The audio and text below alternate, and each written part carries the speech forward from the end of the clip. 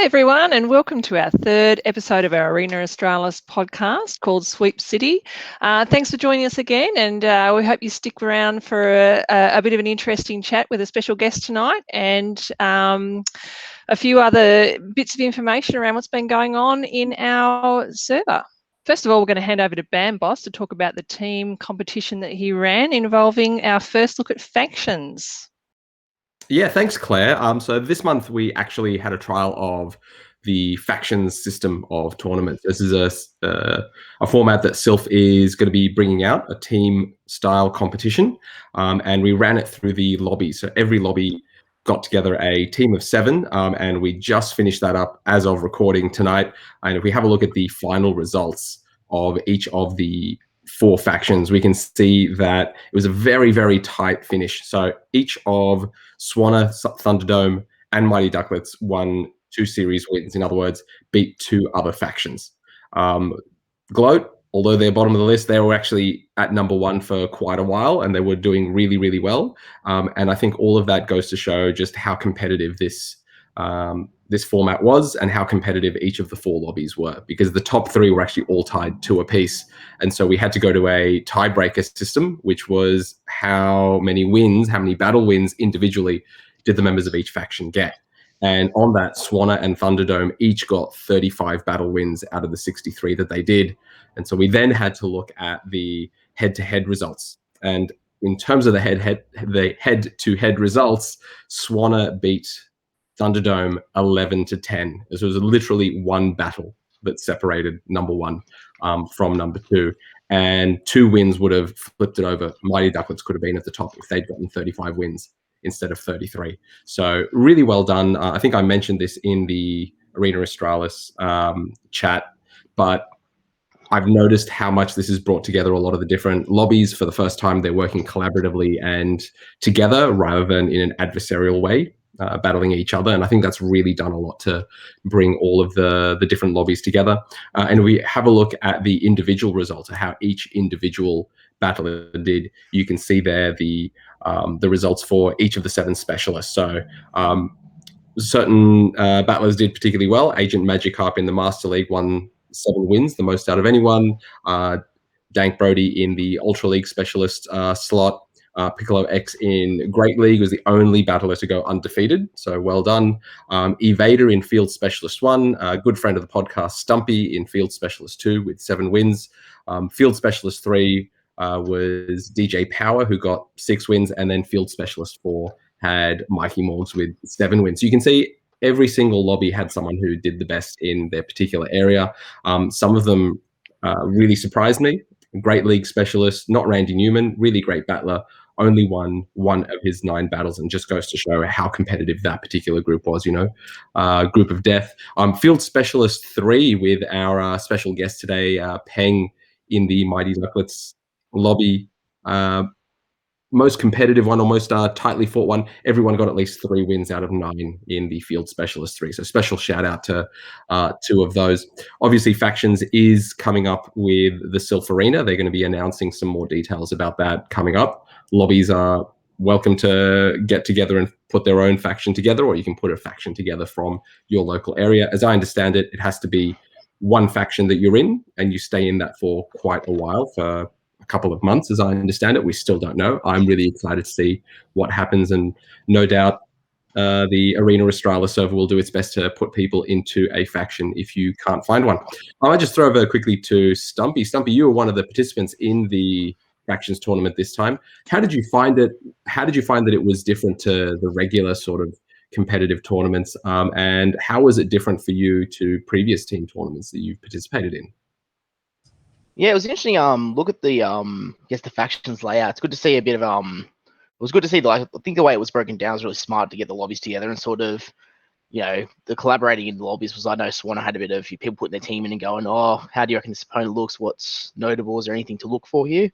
It's kind of nice to see people help each other out and going, oh yeah, you probably could use this because this person's weak to this Pokemon, and sort of it was good to have a bit of a chat about it and sort of, felt a little bit similar to the former team tournaments, but also at the same time it was good within sort of AA to sort of get everyone on the same server together and really have a good crack, whereas the old team tournaments were sort of thrown together through states or whatnot. So, but yeah, I thought it was well run, and I thought it was a good little look to what Factions is going to be like and how much fun it's going to turn out to be, I think. Yeah, great. And I might just do a quick preview of our guest in today's podcast, which is Peng. You also participated in the Factions tournament. What did you think of it? And what are you looking forward to in terms of the Factions tournaments coming up? Like Stumpy said, the Factions, like, it's really good to see like people, like the members within the teams, like having discussion about what's good, what's not, and it's sort of like making a team effort instead of just an individual one. And then obviously the team wins would, at the end of the day, it would contribute to the group wins. So although we don't really know, like we've seen little pictures of it, but then we haven't really know the complete pictures. Yeah, I'm actually very looking forward to it. So yeah. All right, fantastic. And speaking of the lobbies, we are going to have a quick look at how the different lobbies did in their Sylph Cups last month. And Stumpy's going to take us through that right now. Beautiful. Well, we'll have a look at appropriately titled Sweep City this month. So we had sweeps in every single lobby this month. So no tied lobbies. So it was someone taking out each lobby win. So Mighty Ducklets, we had Blow Obliterate, if I'm going to butcher that name a little bit, but great battler, went through sweeping that up. And then Cal Burgess, so notable first tournament ever in Sylph, and has swept that one 4-0. So good new battler to hopefully spice up that lobby a little bit. Thunderdome, Agent Magikarp, great battler.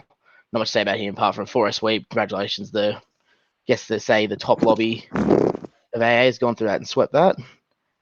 And then Swanna Digitor is a Perth battler who actually noted that he said Shadow Gallade and Credilli were his MVP, so he said that, it was good for him to get 4-0, and he, those were his sort of MVPs. But yeah, moving on.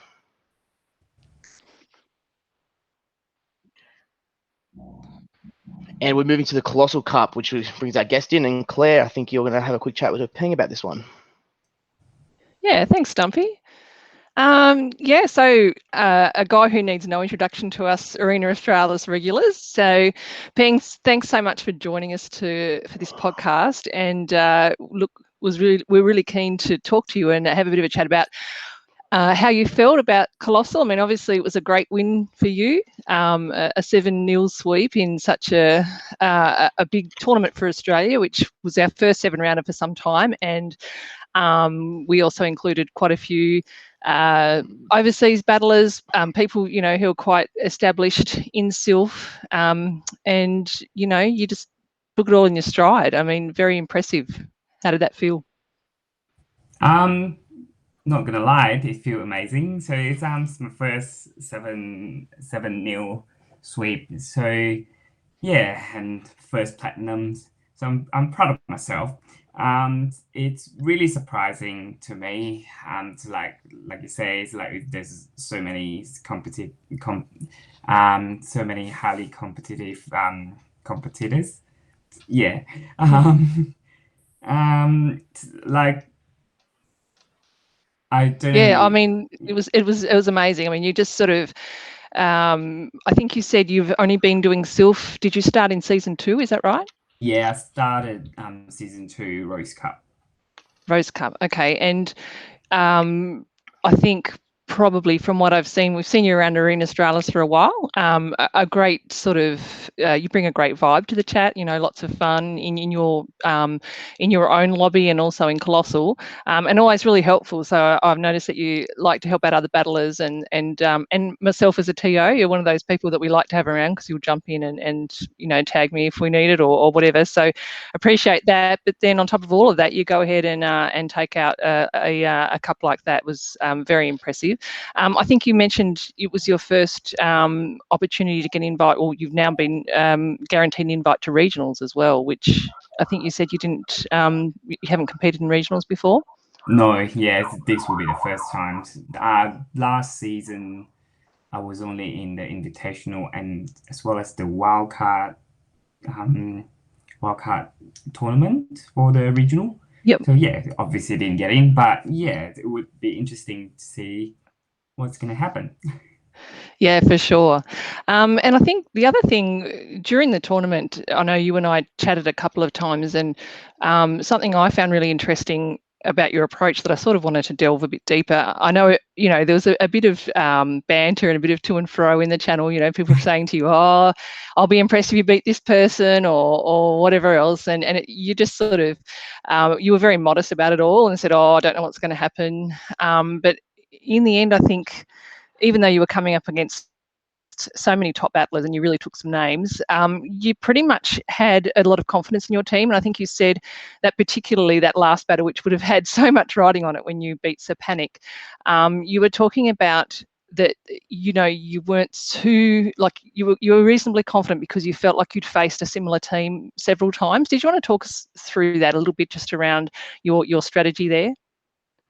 Yeah, the difference between these tournament and then compared to the others tournament that I did before, I think with these ones, my team was sort of set quite early on, because I have made decision this is going to be the 6 that I'm going to use, and then I have done quite a fair bit of practices on practice tournaments that was hosted on other servers. So yeah, that sort of helped. That sort of helped.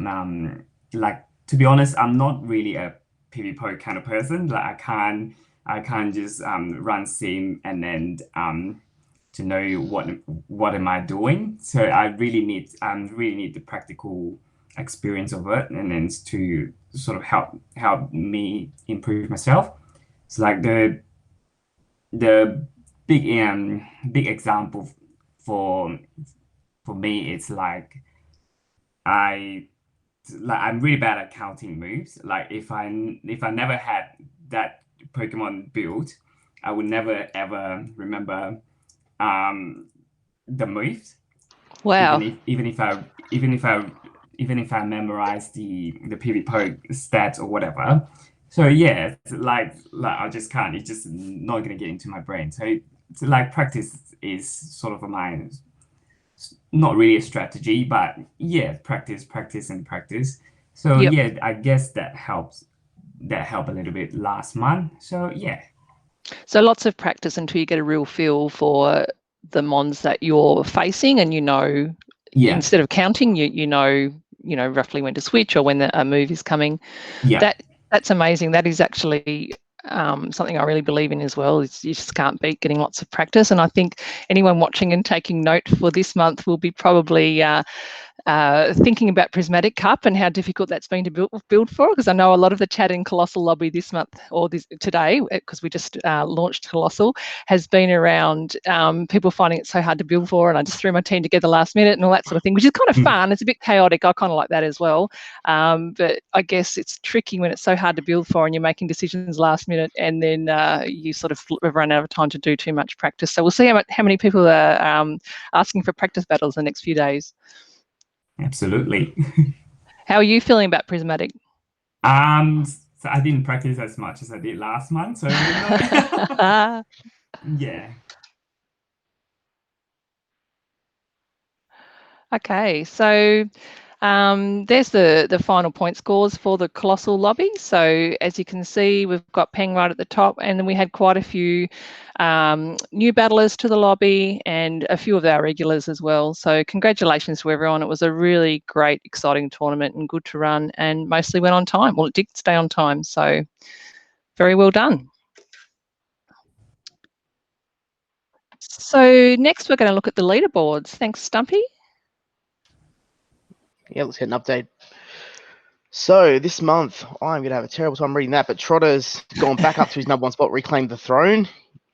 He's dropped down Maxi, and then from memory, I'm going to go Ancient Magikarp is going up to the top as well, I believe. I'm quickly going to get the leaderboard up just to make it nice and easy for me to read. Sorry, Ancient Magikarp in 2nd spot and Maxi in #3.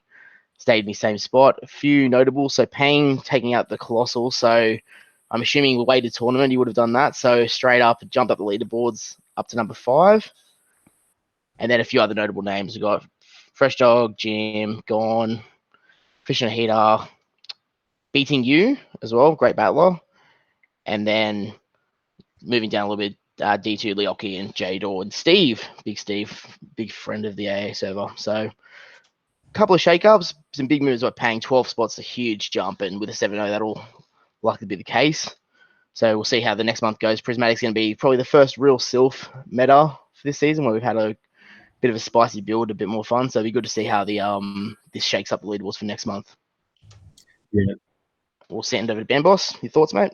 Yeah, so I think the main thing that I'm looking at with the leaderboards at the moment is Prismatic Cup, or this month of April, is the last month of ranked tournaments before invitations get sent out for regionals. So your rank at the end of this month could be the make or break thing for getting an invite to that all-important big tournament for a lot of us at the end of the season. We don't know exactly what that rank is going to be, the cutoff. We have been told it's going to be a global rank and a national rank cutoff. So obviously, if you haven't come first in a 7-round tournament like Peng has, or you're not right at the top of your local community leaderboard, then you'll want to make sure that you are getting that sort of ace or high challenger rank, or however much it is to get into regionals in June.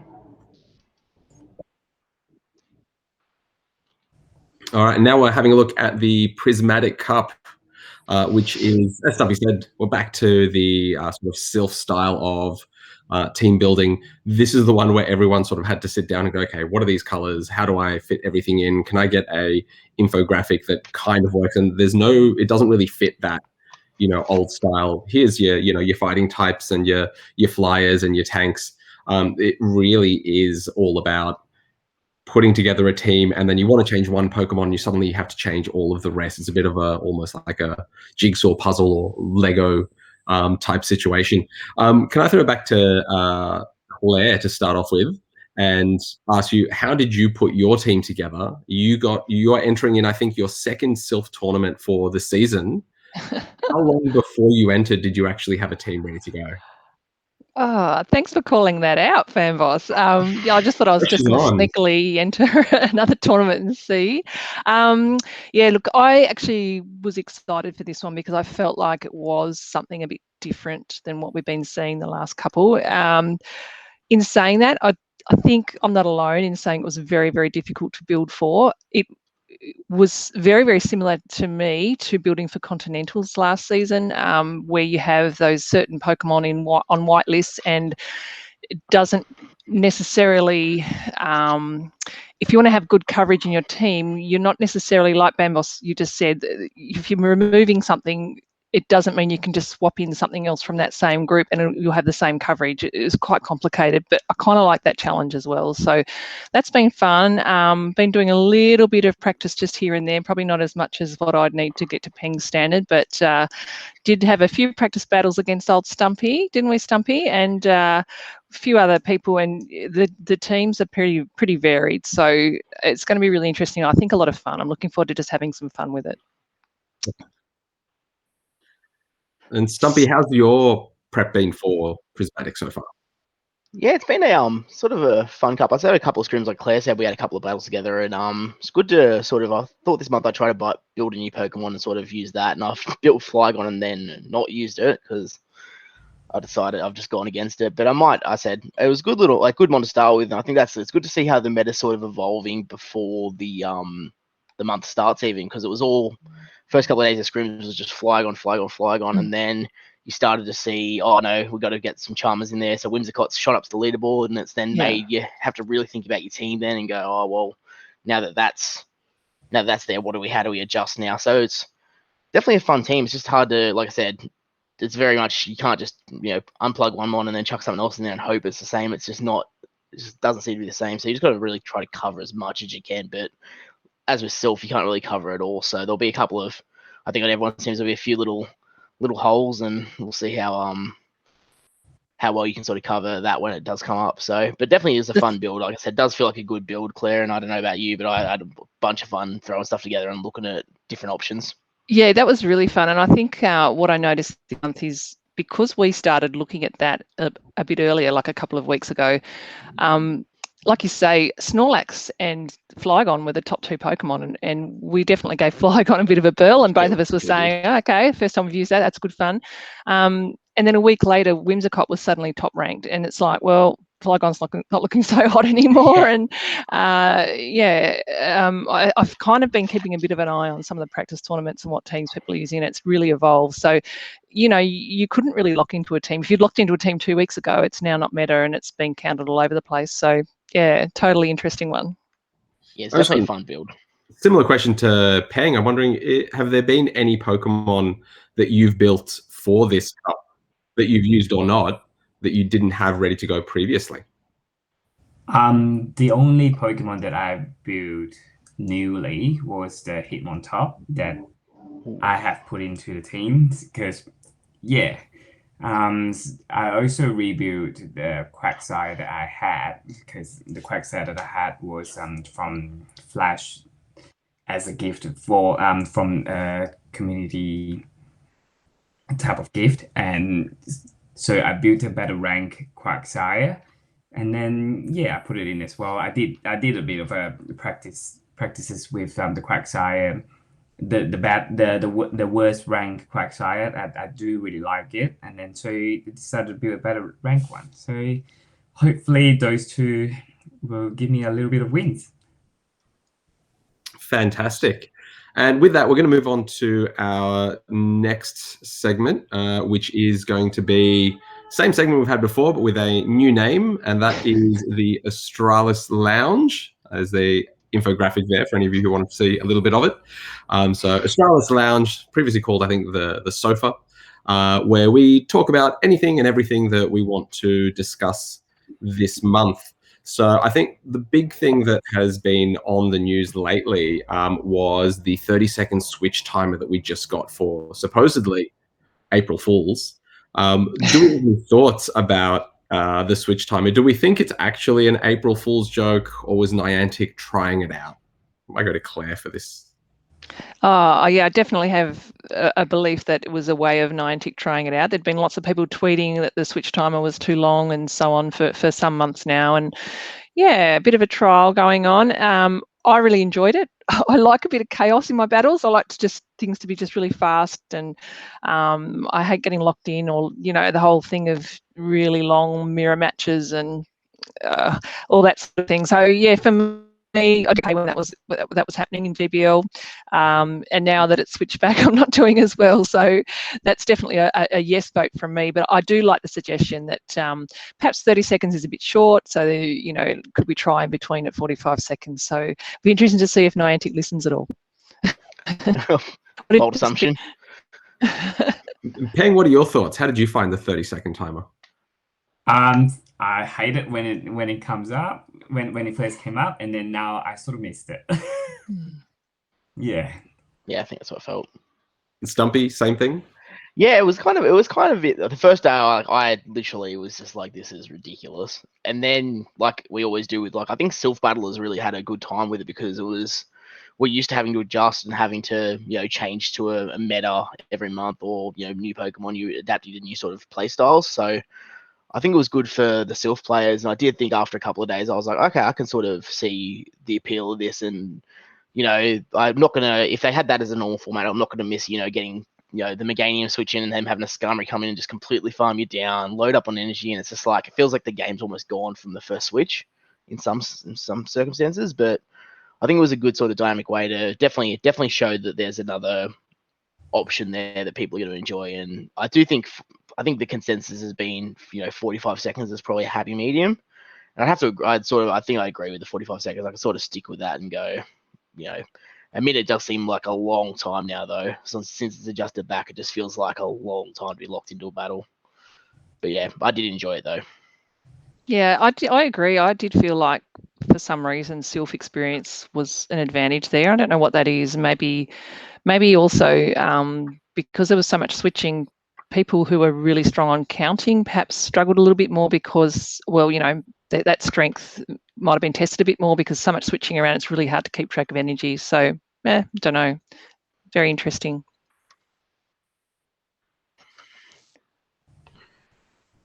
Yeah, it was kind of interesting to see how the I guess the shift in the meta that sort of happened sort of in between that, like it was very much a lot of things were sort of locked in. You know, you had all your, I guess your weatherball users were like running rampant in like GBL, just spamming out moves, and it sort of I don't know if they sort of went away, but it felt like there was a lot of sort of adjusting where, you know, some of the more common Pokemon weren't as viable. I know like Bastodon and stuff, because you couldn't really lock in. Bastodon I didn't see as many because they'd sort of, you'd be locked into one and then you could just get out of it. You couldn't sort of, Bastodon with a minute timer, you can, you know, swap into a Skarmory and it sort of just holds it there for a whole minute. And it sort of, it gave people an opportunity to switch out of that. So I saw a lot more. And I know Vigoroth sort of was the one where I noticed like there was a lot more Vigoroth floating around just because of that. The spamminess as well, being able to overcharge an energy. And even if they did switch back in, you could just throw a body slam, even if it was resisted or not, you could just throw it, delay, and then switch again. So it was sort of good to see how that sort of evolved over the, you know, such a short amount of time and just, you know, that 4-5 day period. And obviously notable, the debuff moves were just ridiculous. Claire, I don't know if you had that, but stuff that, I know, Defense Deoxys was probably the biggest notable one. So did you have much experience with that? Yeah, definitely. Well, no one was really running Psycho Boost. Well, no one was really running DD, really. I know that then all of a sudden they were everywhere and they're all running Psycho Boost. Yeah, so that was really interesting. And then obviously, yeah, the jumping around, being able to get out bad matchups. I think we saw a proliferation of weather ball users, even more so than what we were already seeing. So just really, really spammy stuff. And I think it's exciting. I think it was a bit random how it was just suddenly landed upon us. And then 1 minute, I think the announcement was that it was for one day and the next minute was for a week. So obviously some improvements I think could happen with communication, but it's nothing we're not sort of used to if we're hardened battlers. I spent most of the week playing Master League Classic. I tend to do that for when I get the chance to. And I did notice a lot more Melmetal and just how overpowered it was with superpower. And that is something that was an issue. But number two, I actually found interestingly, a bit the flip side of what Claire said about counting moves is I found counting moves to be a lot more useful when it let me catch the charge attack, because then that was 10 seconds of the mini game. Like I said, I do a lot of Master League, and so I run a Dragonite and a Dialga and a Groudon, so it's really weak to Togekiss unless I can fire punch it down or get an Iron Head directly on it.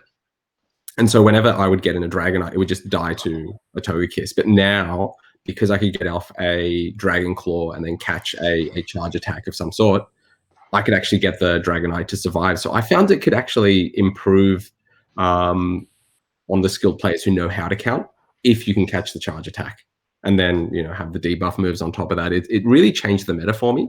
And I don't know how Niantic's going to have to rebalance it, or maybe go back to, if you'll recall, originally, if you got debuffed, you were debuffed till the end of the battle. It wasn't reset when you went back in.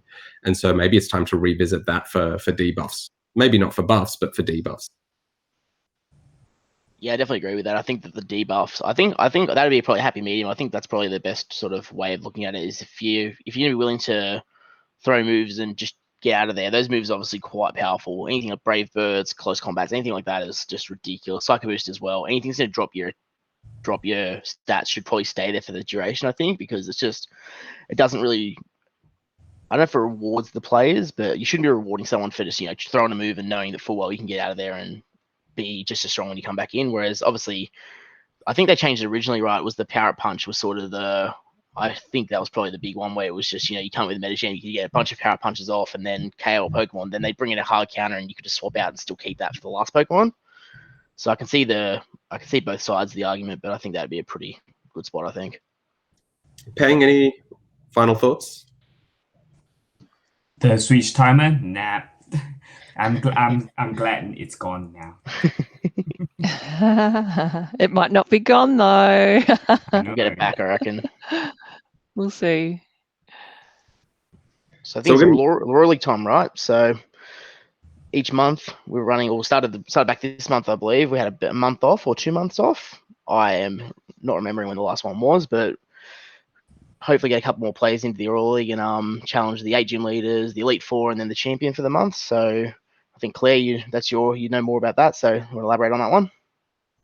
I've only participated once actually, but yes, that sounds about right to me. I know it's a lot of fun and it's already kicked off and people have started battling. So it'll be interesting to see who ends up being able to conquer the league this time around. But yeah.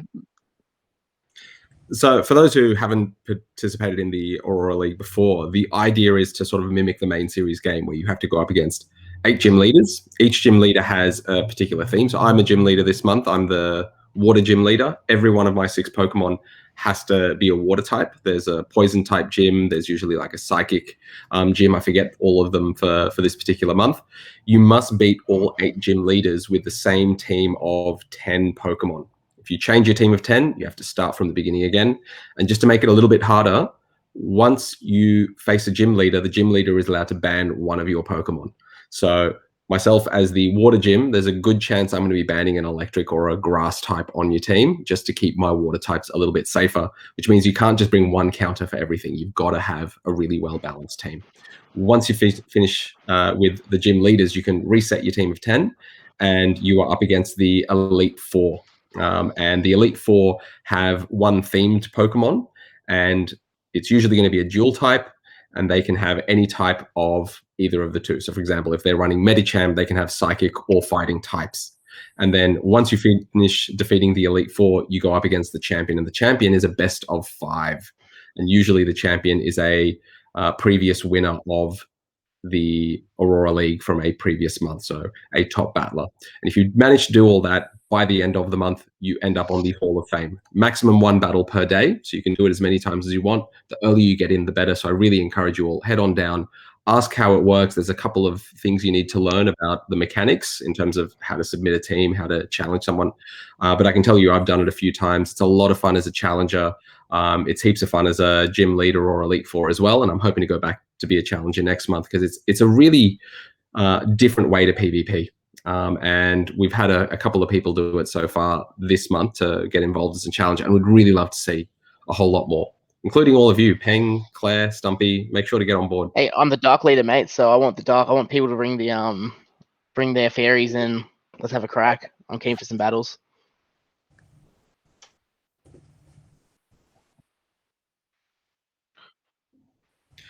So that's about it for this month on the Arena Australis podcast. Thank you so much for watching. I want to thank our guests this month, Peng, and our regular contributors, Stumpy and Claire, as well as Dr. Trotter, who has produced this for us.